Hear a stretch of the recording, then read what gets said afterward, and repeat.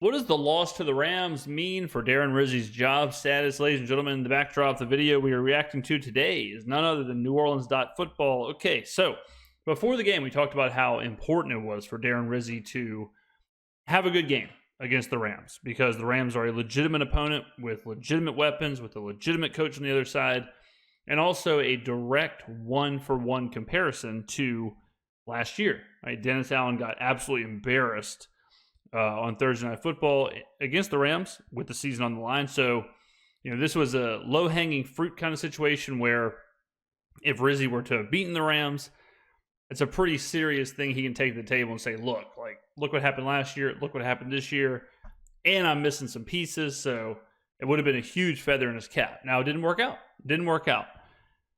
Although the result wasn't there, I do think Rizzi was okay. I don't think there was a coaching malpractice. We reacted to his press conference, thought that was pretty good. I don't think his name is removed from consideration, but obviously now it's in super thin ice. Super in jeopardy as far as can he be the next coach of the New Orleans Saints. I still believe if Rizzi wins out or loses one more game, he will be the front runner for the job.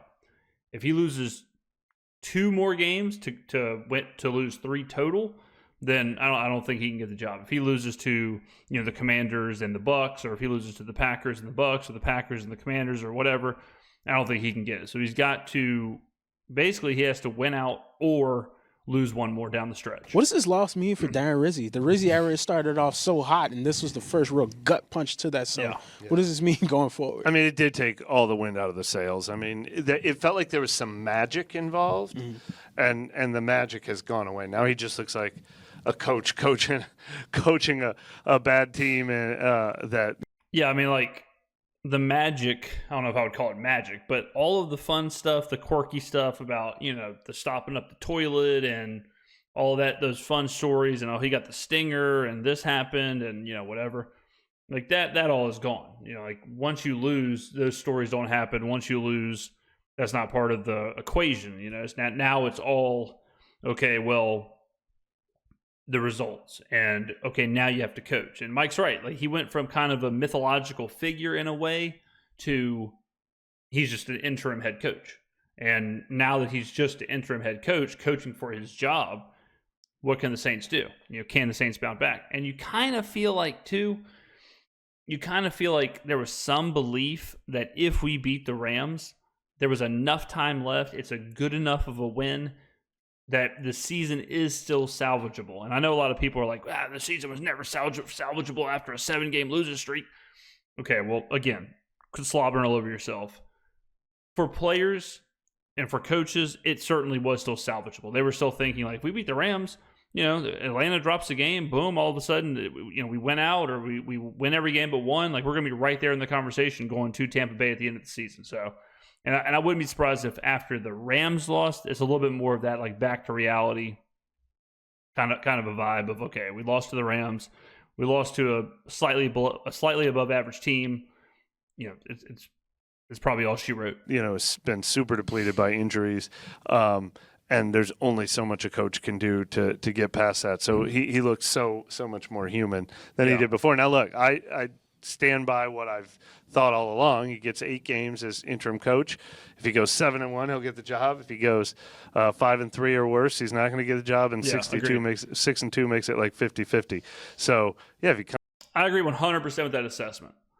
8-0 gets the job. 7-1 gets the job. 6-2 will interview other people, but you are the front runner. Comes back and only loses one more game and gets a win. 5-3, hit the bricks. Egg in the shoe. Beat it. Against the Packers or Washington or Tampa, it's not over for him. It's not over for him until he loses at least that second game, but he's going to. This team is just not good enough. Yeah. This team is not good enough to finish 7-1. They're not good enough to be that consistent. Bad things are going to happen.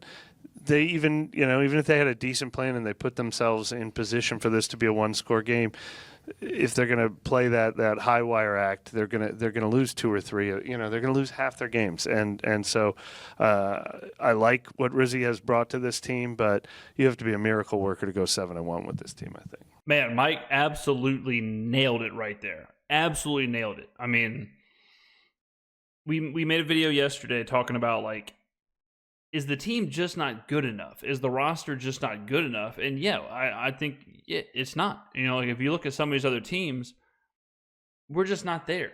And we can talk about coaching, and we can talk about third downs, or we can talk about, oh, you should have ran on second down and thrown on third down, or vice versa, or, well, if this Alvin Kamara drops or whatever. But, at the end of the day, like, again, we're throwing to, like, MVS is our best player, like our best wide receiver. We're still relying on, Cam Jordan to make something happen, or Brian Brzee to make something happen, or Pete Werner to be, the best linebacker in the NFL. Like, we're just not good enough. We're not a good enough roster, like Mike said, to go 8-0 in any stretch, or 7-1 in any stretch. Miracles happen, things can happen, or whatever. But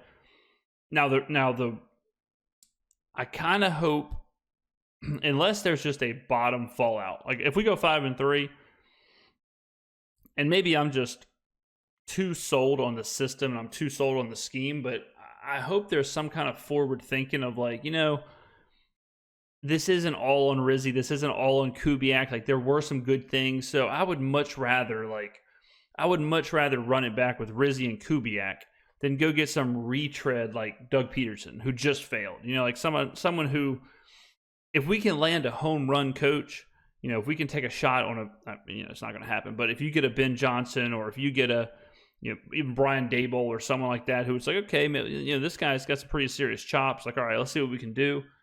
All right, sure. But man, I would just hate to lose what I think is a good staff to replace them with not a good staff. Like I said, if we replace them with, Doug Peterson, or if we replace them with Josh McDaniel and Bill Belichick, it's just like, is this really better? Now there's some coaches,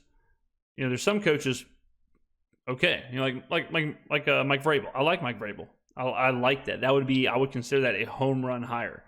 If Robert Saleh is the next head coach of the New Orleans Saints, is it worth it? Like, was it worth it to fire Rizzi and Kubiak and Janocko and the whole staff and get rid of the entire system and bring in a new system? Was it worth it for Bobby Saleh? I don't know. So it is kind of a weird situation. Yeah, I mean, it really depends on, do they want to talk themselves into him or not? I really think that's going to be the key thing. If they want to talk themselves into him, I don't think this game really changes anything per se.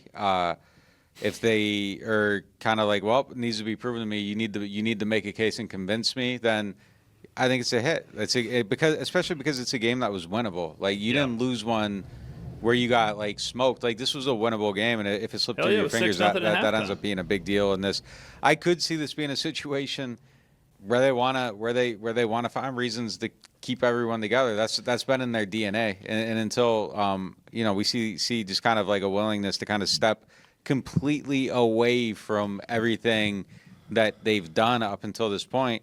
I think that's on the table. So I think they probably want to, see him succeed. Why wouldn't you? Like that? That's kind of the outcome you're looking for. So I don't think necessarily that it's like a death knell, but I agree with what you're saying, that I think it should be a big hit. Like it obviously. I think it's a big hit. I mean, I think because it takes some of that. I would guess that they are rooting for Rizzi because it's just the easiest path. Rizzi, Janocko, Kubiak, all stay. Then you're searching for a DC probably. Depends on how you feel about Woods, but you're probably just looking for a DC. But if you are Mickey and you're talking about, like, all right, well, Rizzi's not the guy, you got to be ready to, like we talked about this before, but think about what that means. Like, that means you're firing your head coach. You're getting a new offensive staff. You're getting a new offensive system. You're getting a new scheme. You're getting a new defensive coordinator. You're getting a new defensive scheme. You're getting, you are really resetting what's going on here. You are starting from ground zero across the board. And maybe that's what the team needs. Maybe that's not a negative, but I would guess they're hoping Rizzi succeeds so that they can kind of at least keep some of that because I think people do like what Kubiak has done and what Rizzi's done. I mean, even though it's been a short time, but the Rams isn't a must win if you are a Rizzi stan. It would have been a really, really nice win. The problem is now, just like the rest of the Saints season, it comes down to, okay, well, you can't lose again. You're like, okay, well, you can't drop another game. You lose a game to the Raiders, the Giants, even the Bucks. You lose games like that on top of losing games to the Commanders or the Packers. It's over. Mike, he kind of hit the nail on the head with the schedule is too mixed. Like, we have we're going to be probably dogs in half the games, favorites in the Raiders, Giants games. But beyond that, like, okay, so you're talking about you're talking about winning as an underdog, just outright winning, like 4 out of 4 times basically, in order to save this guy's job. And I just don't know if the talent is there to do that. It's just the writing might just be on the wall. Obviously, I think it's a big hit. I think it's a big hit in the dose that, like, the reality of the situation, I think, is going to come. I bet they win next week, and then I think Commanders Packers are really tough. Yeah. And the Bucs game could get away from them. The Raiders are looking a little bit, I don't know, feisty, so to speak. They just play. I guess everybody's playing Kansas City well, though. So I don't know if you put any stock into that. But I think this is a dose of reality, and I think I think it's just going to, it's what you said there, an injured team with an interim coach playing out the stretch of a lost season. At some point, reality comes back. And I think once reality comes back and there's that second loss, I think at that point it's just, the hope of the playoffs are gone. The weight of the season starts to feel in the locker room. The blinders that the Rizzi move and the DA firing put on everything kind of start to go away. And it's just like, all right, like, let's get this thing over with. I think there's a risk of hitting that point, and that's going to happen to any bad team. And I think that's what this signifies, that, okay, the whole magic and whatever, like, that wasn't ever real. Yeah, it was a huge missed opportunity, too. Like, I don't think this shows, like, exposed him as not capable of doing the job or anything like that. Yeah. But he missed an opportunity to have a signature win, to get 100%. Game back in the NFC South and have everyone start talking about the possibility of being in the division race. Now he is going to be coaching a team that's not really in the division race anymore, and even a win next week against the Giants won't feel very meaningful as a result. I will say this, though. I had said, as the founding member of the Klint Kubiak bandwagon, staying on it throughout everything, I'd said the offense thriving could help support Rizzi's case if they wanted to keep. Big true. So Mike apparently has been watching the videos, much appreciated per always. But if Kubiak is really successful, like if the offense is flying, if we start putting up some more of those like 7 yards per play, 6.5 yards per play, 6 yards per play performances, especially against the bad teams, if we start kind of running it up and looking good, which again, it's like, okay, well, it's kind of a paradox, because how good can you look with MVS and whoever else, So if the offense is really, really good, then there is going to be the conversation of, because it's a package deal more than likely, that is another thing you can look forward to, of be like, look, we don't really want to necessarily throw it all away if we don't have to. So Rizzi needs Kubiak to be successful.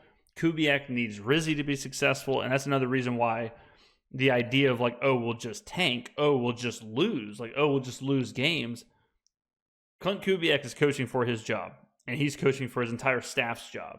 And, I know as a fan, you can have the blinders on, but you got to think, like, if you're Klint Kubiak, you're looking at your staff, who you hired, who you brought in here, Andrew Janocko and the whole group, everybody, people moved from across the country, moved to New Orleans, and you're staring at them and you're like, man, if this doesn't work out, like, we're all going to be jobless. And with first-time coordinators or first-time assistants, you don't just find a new job. Like, you don't just guaranteed to find a new job or whatever. You might have to all of a sudden, take a job 3 steps below just to try and work yourself back up. So the pressure is on those guys.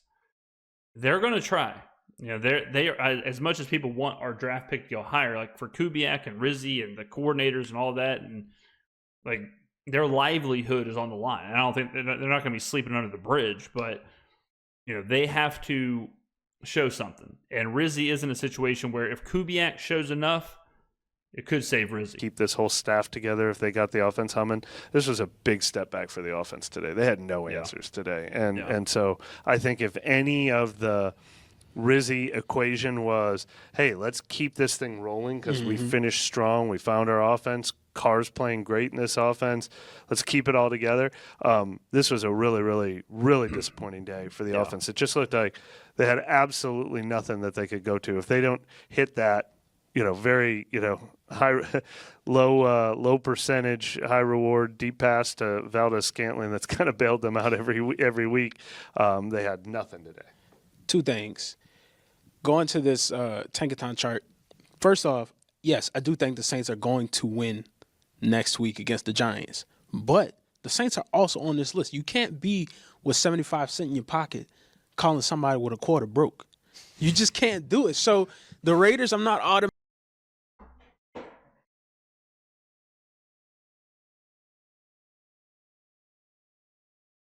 What? That was crazy. That was an unbelievable riddle. I mean, I understand. What he's saying is, the Giants are bad, the Raiders are bad, but you're also on this list. Now, what I would say is, there's a big difference between like a 2-10 team and a 4-8 team. Like, there's an enormous difference between the Cincinnati Bengals and the New England Patriots or the New York Giants or the Las Vegas Raiders. So I understand what he's saying. That hey, the Saints aren't a good team, so you can't say that a bad team is a bad team when you're a bad team. I understand, but I do think there's a difference between the Saints and some of these other teams. Automatically, you said they're playing scrappy. I'm not automatically chalking that up as a win because you never know how they're going to come into the building. They might be fighting for their coach. The Giants, they got a lot going on. They're on their third-string quarterback. I don't know if DeVito Magic is going to come back next week. He might, they all from New Jersey, him and Rizzi, so they might just be passing it around up and down the state. Who knows? They had Drew Lock last week. Was that because of injury or just because of the move? Word on the street is there was a bit of a locker room mutiny. I don't think they wanted DeVito to play, so I think they kind of, hey, DeVito has a forearm injury. Next thing you know, Drew Lock's playing, and he was awful. Okay. Yeah. And they lost Dexter Lawrence, who's probably their best player, too. Yeah, so the New York is experiencing the same problems, but, I mean. Good for them. Work that draft status, man. Move up. Lean into it, yeah. And so Cleveland played them already, beat them already. We'll see what they do tomorrow against Denver and how that shakes things up. But my second point is with this, in terms of going after a coach this offseason, you tweeted about it earlier after the Bengals loss. The talent on their team, future-wise, supersedes the Saints. So on this list, a lot of these places already have fired their coach. But, shakeup-wise, how attractive is the Saints' job? Not attractive. I mean, especially if jobs come open that you weren't expecting to come open. So I was talking about this in the Dome. So Ben Johnson, we have said the whole time, more than likely he's going to go to Chicago. I think he wants the Chicago job. It makes sense. But if a job like Cincinnati opens up and Ben Johnson's like, screw Chicago, I can go into Cincy. I've got Joe Burrow and Jamar Chase. Like I've got. This is a winner. This is a team that I can go into in the first year, legitimately compete for a Super Bowl. So all of a sudden, like that job is pretty sweet. You got to kind of, and that's if they fire Zach Taylor. But there are some of these jobs that may come open that with teams that seem to have pieces, with teams that are like, how are y'all this bad? Where, the Saints are way, way, way low on the list of attractive job offers. Not to go too deep into it because we already kind of talked about it, but just eye test. Well, I mean, like relative to the other people on this list, like I'd rather have Jacksonville. I'd rather have New England. I'd rather have I don't know. Bryce Young's looking okay. Like maybe but they're not going to fire Canales. Maybe Carolina, if it were. Yeah, I mean, pump the brakes. I mean, but like, just if you're picking them, like that one might. I wouldn't say never. Tepper's a wild dude. Yeah, that's true. But yeah, it's not gonna come open. But I mean, Carolina, if it did, I would probably. I don't know. It depends on Bryce Young the rest of the way. Like all of a sudden, he looks like salvageable a little bit. I don't know. It's been kind of weird. That might be it. I mean, I wouldn't say the Saints are an attractive job at all. Like, they're right there with the Giants where you just have nothing. Like, you have nothing to play with. all of your best players are older. You have really, I mean, Chris Olave could retire. You know, like if let's just say Chris Olave retires, and I hope he doesn't, obviously. But if you're a coach coming in, what are you exactly looking at? You're looking at basically a 30-year-old running back. You're looking at literally 0 wide receivers. You're looking at Derek Carr, who's 33, will be 34 on a big contract. You're looking at a horrible salary cap situation. You're looking at more than likely Ryan Ramczyk retiring. You're looking at Cam Jordan, Demario Davis, Tyrann Mathieu, Marshawn Lattimore's already out the door. If you're a coach coming in, what exactly is attractive about the Saints' job in 2025? I would say virtually nothing on that list. The Browns. Well, I mean, you would rather have the Bengals job, but we. Well, yeah. I mean, that's below, but yeah, the Bengals job, obviously. The Browns, they aren't free of that Watson situation yet. No. I don't know what the Titans are doing. Maybe their cap situation would allow you to go there. It's tough. It just really depends on what you value. But I don't know what you're hanging your hat on with the Saints right now. Yeah. It's a tough spot. I don't know. I'm losing faith in the roster rapidly. Every now and then you're looking at it and you're like, maybe they could add to it and find a way to do it. But I'm losing faith in it. I'm just ready for a new direction, honestly. Kind of the whole thing. And to your point, that's what today did. I mean, when we said it got rid of the magic, like if you're starting to talk yourself into, this winning thing is fun. What if they win, 6 of their last 8? What if they get in the division race? But this just like slapped it right back to where it was 2 weeks ago. Yeah, no, they're still the 4-8 team that's lousy. It had me like losing my grip on reality for a little bit. I was always Mr. just lose the games. What's the point of trying to win them? And then it starts to be, okay, they won 2. Let's see where this goes. This is fun to see how it plays out. It's more enjoyable. Obviously it's not the best thing for the long-term health of the team, but it could be a fun little story. So who cares? Just lose the games. Really, that's where it's at. And look, if Rizzi goes on a run and makes the playoffs, wins the job, all that, it's a cool story. Cool. It's a cool story, and I'm okay with it. I'm not against that happening. Even if Rizzi goes on a run, wins the games, gets the job, the roster is still not good enough. Like the idea of they're just going to run it back, that seems to be a lot of the fear is what if they just run it back next year? You cannot run it back with this roster. You can run it back with Kubiak and the system and the scheme and Rizzi, but you can't run it back with, Cedric Wilson and MVS, and you can't run it back with, whoever playing on the offensive line and whoever playing on the defensive line and whoever playing safety and some guy who was selling pecans in the stands all of a sudden is your backup running back. That the roster has to change. The roster has to get better, get upgraded, shed some of the bad players, shed some of the bad contracts, and start getting some more talent in here. I mean, at the end of the day, the problem with the Saints, to me, is less of a coaching situation, less of a front office situation, and more of a, hey, these guys aren't good anymore or are much worse than they were previously. We have to get an influx of talent. You have to get better at a multitude of positions. If we have the 9th overall pick, close your eyes, throw a dart, and as long as that pick doesn't land on running back, more than likely you just drafted your starter because every single position needs something. I mean, if you drafted a guard, cool, they're probably starting. If you're drafting a wide receiver, cool, they're probably the best wide receiver on the team. You draft a tight end, cool, they're probably the best tight end on the team. You draft a cornerback, cool, he's probably the best cornerback on the team. Linebacker, best linebacker. Edge rusher, probably best edge rusher. Kamara is the only player who you don't need to address the starting running back, but you do need to address the running back depth because as of right now, that running back depth is Kendra Miller, who has yet to prove he can play more than about 14 minutes in a season. So, but at this point, it just feels like I would feel better about the team if they were pick 4.